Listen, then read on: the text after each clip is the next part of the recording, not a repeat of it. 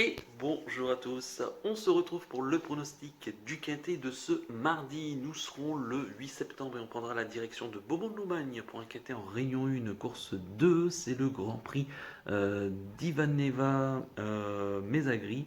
Donc c'est une course C de niveau européenne, c'est le circuit des grandes épreuves du Sud-Ouest. C'est une course qualificative pour des chevaux âgés de 6 à 10 ans qui n'ont pas gagné 335 000 euros. Il y aura un rendement de distance de 25 mètres pour ceux qui ont gagné plus de 155 000 euros. Il y aura 2550 mètres à parcourir et ils seront 16 au départ de ce quintet. Beaumont-de-Lomagne, juste pour situer assez rapidement.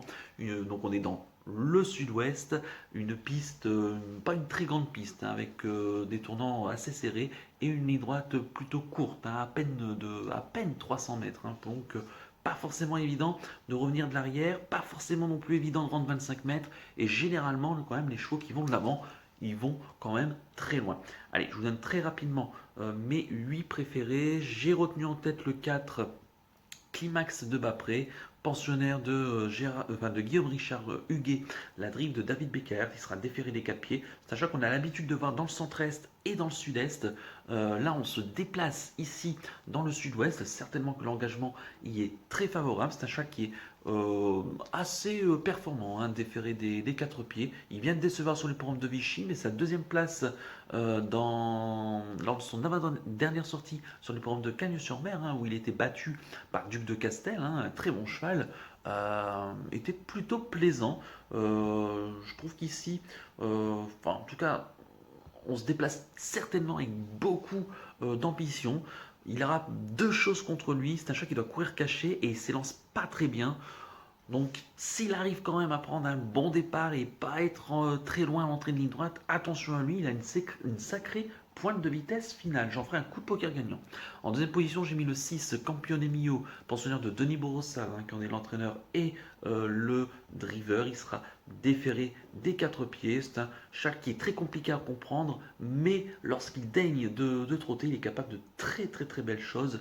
D'ailleurs, à juger, sa troisième place lors de son avant-dernière sortie sur ce parcours en rendant 25 mètres et dans un lot qui était très intéressant. Il était battu que par des 6 ans de bonne facture. Et récemment, dans une course toujours sur cette piste, mais cette fois-ci départ à l'autostart, il n'a trouvé que le bon Fronsac Madric pour lui barrer la route du succès.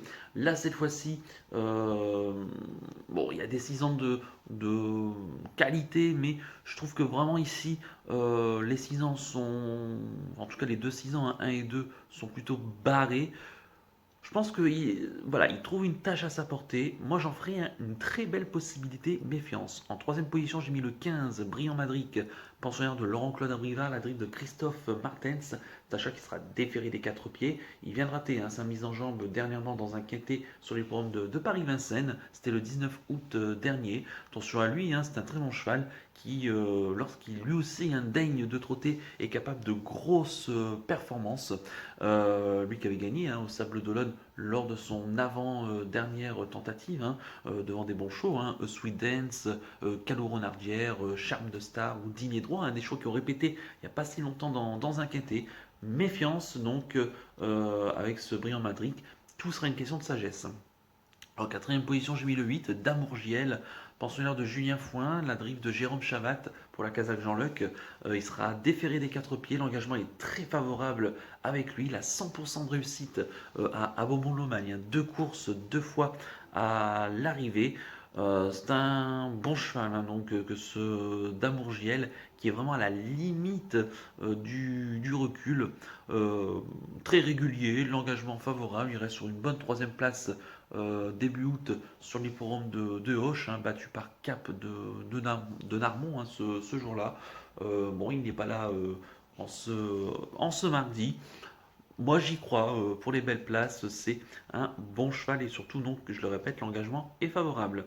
En cinquième position, j'ai mis le 7, Démocrate, pensionnaire de Pierrick Lemuel.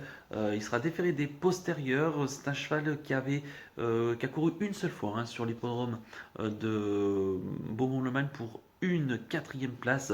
Bon, c'est un sujet qui vient de se classer deuxième sur l'hippodrome de Cagnes-sur-Mer.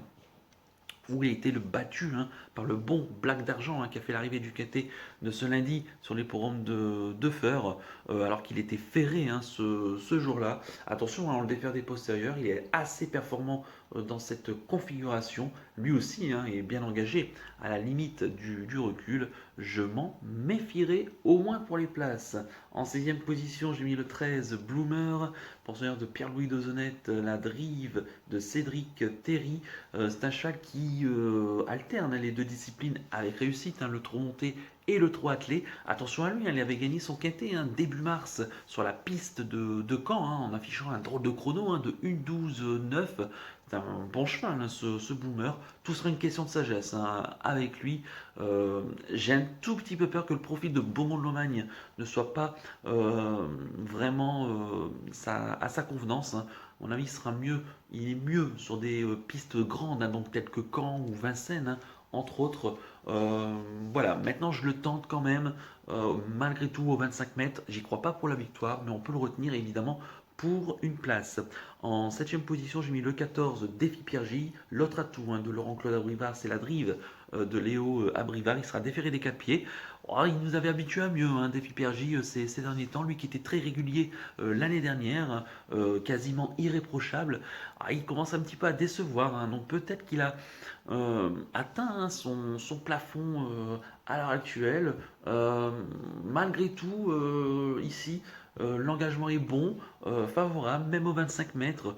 Bon, la victoire, ça sera compliqué, mais on peut le retenir pour les places, même si ces deux dernières sorties, je le répète, donc la dernière fois à Saint-Malo dans le GNT et l'avant-dernière fois au Sable d'Olonne, n'étaient pas forcément des plus convaincantes. Mais malgré tout, le vrai défi Pierre J en classe pure a une belle chance pour les places.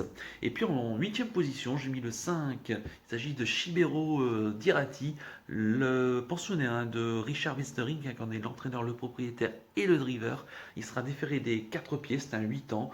Il vient de gagner la semaine dernière sur le programme de Toulouse, le 1er septembre, à la cote de 27 contre 1 ce jour-là devant. Il dansait des choix intéressants, un dictat du Vivier, notamment le bon dictat du Vivier ou encore Craco Josselin. C'est un cheval qui n'est pas forcément tous les jours, mais lorsqu'il est capable de belles choses et il vient de prouver sa forme, il peut venir se placer. L'engagement est plutôt correct ici au premier poteau. La concurrence me semble correcte. J'y crois pas pour la victoire forcément, mais pour une 5e place à une belle cote, il a tout à fait son droit de participer à l'arrivée. Et mon regret, ça sera le 2 Elmika de Viette, pensionnaire de Bruno Marie, la drive de Frédéric Closier. Elle sera déférée des 4 pieds. C'est une jument que, comme je l'avais dit la dernière fois, que je ne lâche pas, même si là je ne l'ai pas mise dans ma sélection, elle me semble quand même barrée ici par pas mal de concurrents. Mais c'est une bonne jument qui un jour ou l'autre fera l'arrivée. Si vous en avez des possibilités, glissez-la pour une 5e place à une belle cote. Bon, avec elle, pareil, il faut le parcours caché et il faut venir finir. Maintenant, elle est l'avantage de s'élancer en tête. Donc, pourquoi pas pour une 5e place en cas de défaillance de favori, pas mieux. Mais en tout cas, cette jument-là, je ne la lâcherai pas. Je répète mon pronostic en chiffres, le 4, le 6, le 15, le 8, le 7, le 13, le 14 et le 5 avec le 2 en regret. Mon coup de cœur dans ce quintet, ça sera le 6, Campione Mio. Tout sera une question de sagesse avec lui, mais c'est un chat qui a beaucoup de qualité. Et si j'avais un conseil de jeu, je tenterai uniquement en simple gagnant placé parce que je pense que la cote sera intéressante. Celle du 4, Climax de Bapré. Lui, pareil, il faut vraiment le bon parcours, mais je pense qu'on ne se déplace pas sans ambition en tout cas. Et surtout, voilà, la drift de David Beckhardt, qui est un excellent driver et qui c'est rare de le voir quand même traîner là du côté du sud-ouest de la France. Donc méfiance donc avec le 4 Climax de Bapré. Donc on l'appuie en simple gagnant placé. Voilà donc pour le conseil de jeu. Et rapidement on revient sur l'arrivée des deux derniers quintés.